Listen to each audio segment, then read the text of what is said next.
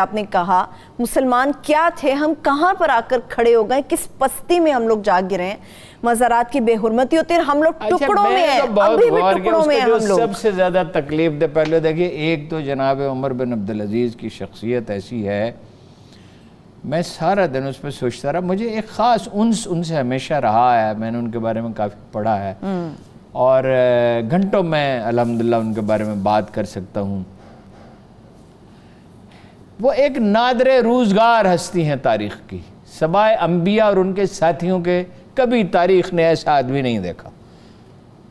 انہیں دیکھ کر ایک جملہ یاد آتا ہے ایک درویش کا کہ خدا کو کسی لشکر کی ضرورت نہیں ہوتی، ایک سچا آدمی چاہیے ہوتا، پورا سچا اور کرا، وہی کافی۔ ٹھیک ہے، جب جناب علی ابن ابی طالب کرم اللہ وجہہ اور ان کی اولاد ہمارے سروں کے تاج، ان پہ تبرہ کیا جاتا تھا، ان کا مذاق اڑایا جاتا تھا، امام حسین شہید ہو چکے تھے، امام حسن دستبردار ہو گئے تھے، اس وقت وہ اتفاق سے حکومت میں، پتہ نہیں سلیمان کے دل میں کیا خیال ہے، اللہ کو ایک جلوہ شاید دنیا کو دکھانا تھا کہ جناب عمر بن عبدالعزیز کو انہوں نے نامزد کر دیا۔ اور ان کی زندگی کیا تھی، وہ شہزادے تھے، پیدا ہوئے تو وہ ایک رئیس تھے، یعنی انہیں تحفے میں پیدائش کے بعد جاگیریں ملیں، اور کہا جاتا جس گلی سے گزرتے تھے وہ گلی مہک اٹھتی تھی، چھپ چھپ کے لوگ انہیں دیکھتے کہ وجاہت پہ نثار ہوتے تھے۔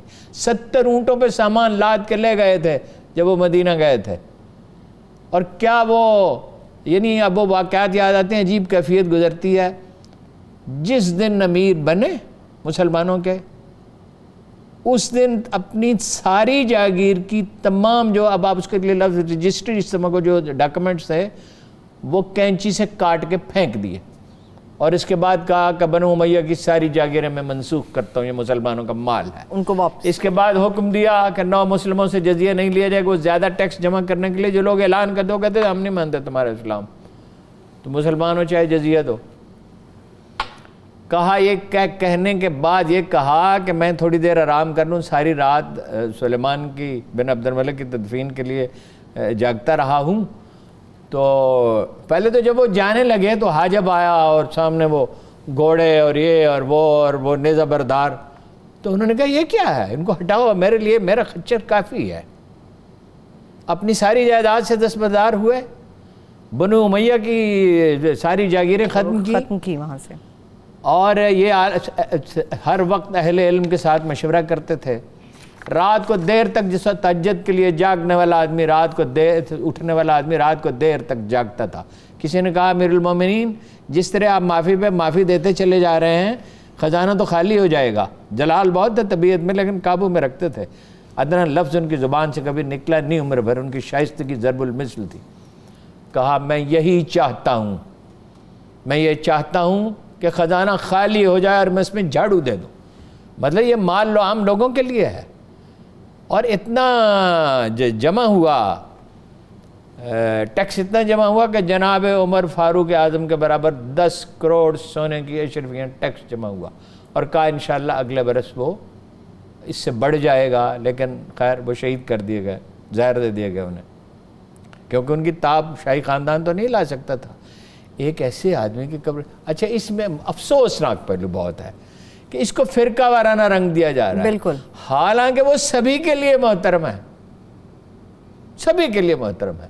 انہوں نے تو مدینہ تشریف لے گئے، اور جو خاندان رسول کے جو لوگ تھے، ان کی صاحبزادیاں اور جو بھی لوگ تھے، ان کے ہاں خود حاضر ہوئے، حکمران کی طرح کسی کو بلایا نہیں، ان کے گھر پہ عاجزی سے ان کے سامنے جھکے، ہر ایک سے پوچھا میں کیا کر سکتا ہوں، ان کے وظائف جاری کیے، اور ایک آدمی نے ان کے سامنے یزید کو امیر المومنین کہا تو اسے کوڑے لگوائے، اور وہ جو جناب علی کرم اللہ وجہہ اور ان کے اولاد کے بارے میں بد زبانی کی جاتی تھی اس کو بند کیا۔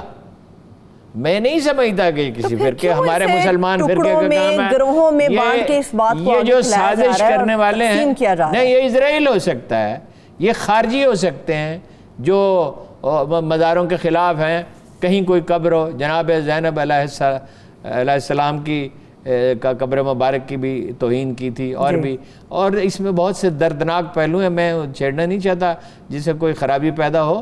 بھائی خدا کے بندو، نوبت اب یہاں تک آ گئی، جی، اور بڑا ہی کلک اس پہ ہوا ہے، اور افسوسناک یہ ہے کہ ایک مکتب اسکول آف تھاٹ دوسرے کو ذمہ دار قرار دے رہا ہے. نہیں ہے بھائی، ایسا کیوں؟ نہیں مسلمان، یہ اپنا اندر جو تعصبات اور نفرتیں چھپی ہوئی ہیں غور کرنے. مسلمانوں کا مزاج یہ ہو گیا، غور کرنے کی مہلت نہیں. کون چاہے گا؟ یہ اسرائیل چاہے گا. یہ ممکن ہے کوئی خارجی چاہتا ہو کہ مسلمان آپس میں لڑ مرے، اس لیے کوئی خارجی اسی لیے کہا جاتا ہے نا. اچھا ہارون صاحب، فرقوں کو کچھ ممالک کے ساتھ بھی منسلک کیا جاتا ہے، ان ممالک کے اندر کیا رجحانات ہیں؟ نہیں، دیکھیے جس ہمارے پڑوسی ملک کا نام لیا جاتا ہے، انہوں نے بار بار وضاحت کی ہے کہ ہمارے لیے تو وہ بڑی محترم شخصیت ہے، اور پوری اس مکتب فکر کی تاریخ میں کبھی ان کے خلاف کبھی کچھ نہیں کہا گیا. دیکھیے بھائی، جو بحثیں ہیں نا، ایک تو یہ ہے کہ مسلمان ماضی میں پھنسے رہتے ہیں. جناب ابو طالب کے نظریات یہ تھے، جناب ابو طالب کی ترجیحات یہ تھی. ارے بھائی، جو بھی تھے وہ تو اللہ کے پاس ہیں. اس بحث سے رگیں تمہاری پھولتی ہیں، علم تمہیں ہے نہیں. ماضی میں پھنسے رہتے ہیں. اور اس میں ایرانیوں کا بھی مزاج جو ہے وہ تلخی کا ہے، اور عربوں کا بھی تلخی کا ہے. انہیں بھی اپنی قومی عظمت پہ ناز ہے، انہیں بھی قومی عظمت پہ ناز ہے. لیکن خدا کے رسول نے تو یہ نہیں کہا تھا. خدا کے رسول نے کہا تھا تم سب آدم کی اولاد ہو اور آدم مٹی سے بنے تھے، اور جہالت کے سب زمانے میرے قدموں تلے پامال ہے، اور کسی کالے کو گورے کو اور گورے کو کالے پر کوئی فضیلت نہیں ہے. کسی اجمی کو عربی پر، عربی کو اجمی پر کوئی فضیلت نہیں ہے، مگر تقویٰ سے، صاف ستھری زندگی سے، پازیٹیو تھنکنگ سے، انسانوں کی مدد کرنے سے، خیانت اور جھوٹ سے بچنے کے. تو اس لیے بڑا المناک واقعہ ہے، اور اس کو فرقہ واریت کا ذریعہ نہ بنایا جائے. میں نہیں سمجھتا کوئی فرقہ اس کا. ٹھیک ہے، اور خدا کے لیے اس چیز سے اوائڈ کیا جائے.